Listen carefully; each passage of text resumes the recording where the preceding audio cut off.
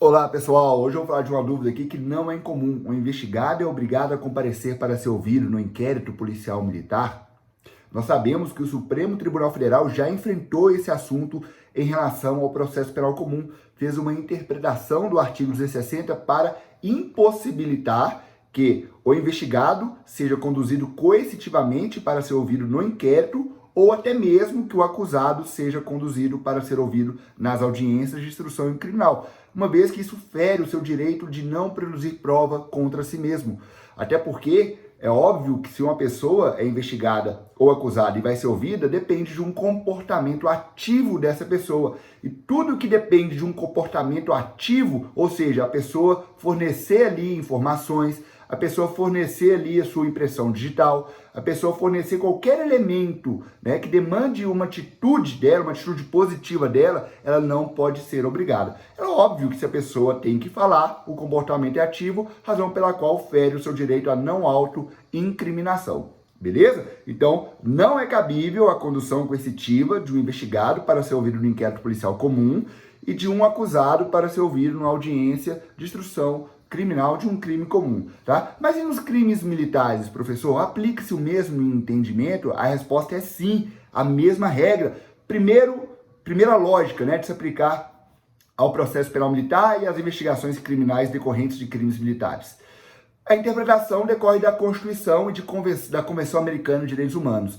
Se a interpretação como a interpretação decorre da própria Constituição Federal e de Convenção Internacional, aplica-se aí a todos os casos, a todas as investigações criminais, independentemente de sua natureza, porque decorre da Constituição, né? E a Constituição está acima de todas as leis. Então, ainda que no processo penal militar houvesse a previsão da condução obrigatória ou do ser ouvido na audiência criminal militar, seria também inconstitucional. E que fique muito claro, não existe no processo penal militar, no Código de Processo Penal Militar, uma previsão semelhante a do artigo 260 do Código de Processo Penal Comum, que obrigava aí, que autorizava a condução coercitiva do acusado para ser ouvido. Então, como o Código de Processo Penal Militar aplica subletivamente o Código de Processo Penal Comum nas omissões, antes da decisão do STF, poderia se interpretar, sim, que aplicaria o artigo 260 nos crimes militares, né, em razão da aplicação do artigo 3º, a linha A do Código de Processo Penal Militar, que autoriza a aplicação do Código de Processo Penal Comum, da legislação processual penal comum. Beleza? Então, antes da decisão do STF, aplicava sim o artigo 260 nas investigações decorrentes de inquéritos policiais militares e nos processos criminais que tramitavam na Justiça Militar.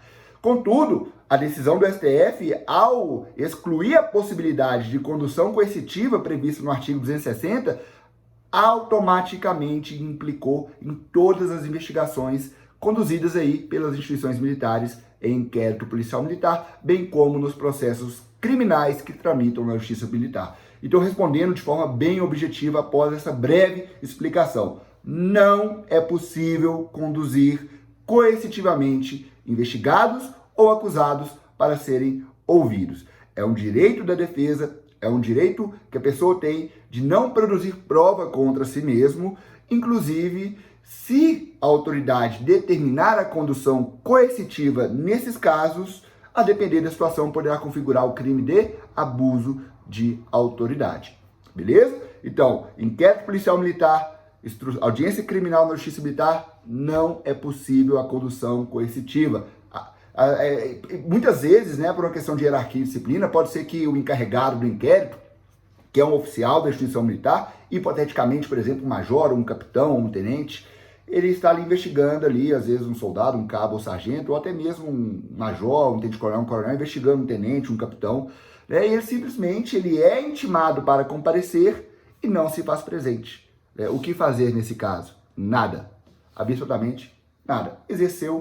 O investigado simplesmente exerceu o direito de não comparecer. Isso faz parte da estratégia de defesa e ninguém pode interferir nisso. Seja juiz, seja promotor, seja delegado, seja o encarregado do inquérito, ninguém. Então, não determinem a condução coercitiva de investigados e de acusados para serem ouvidos, tá? A regra é essa. Há exceções? Sim, há exceções, tá?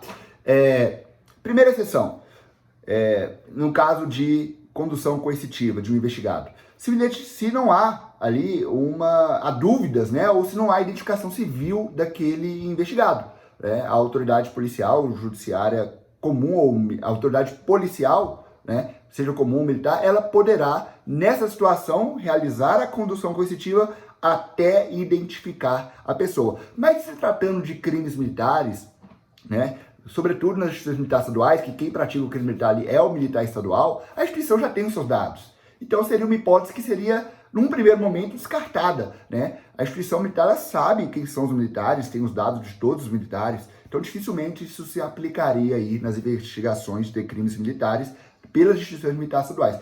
Já as Forças Armadas podem investigar civis em situações excepcionais, então pode ser que um caso ou outro justifique, tá?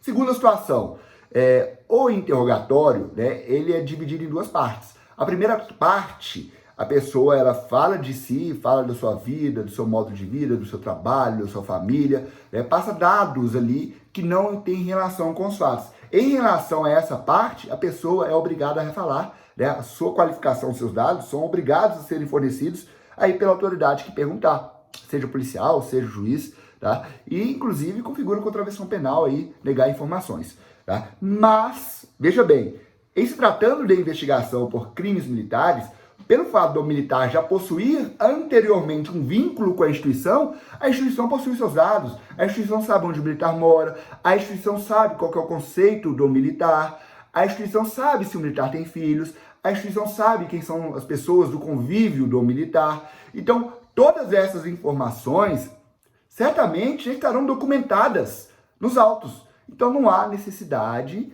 na maioria dos casos, de conduzir um militar para ouvir aí, nem que seja para esclarecer em relação à primeira fase, a primeira parte do interrogatório, que é dividida em duas. A primeira parte são os dados, a qualificação do investigado, a segunda parte em relação aos fatos. O direito ao silêncio, o direito a não produzir prova contra si mesmo, ela se refere aos fatos. Beleza?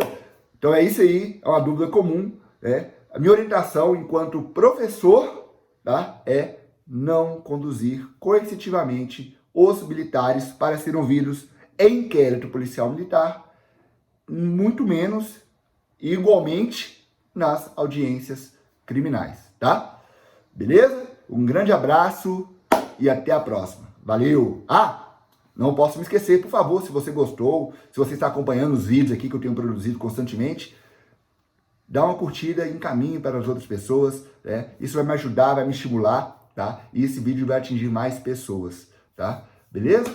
Valeu, um grande abraço, até mais!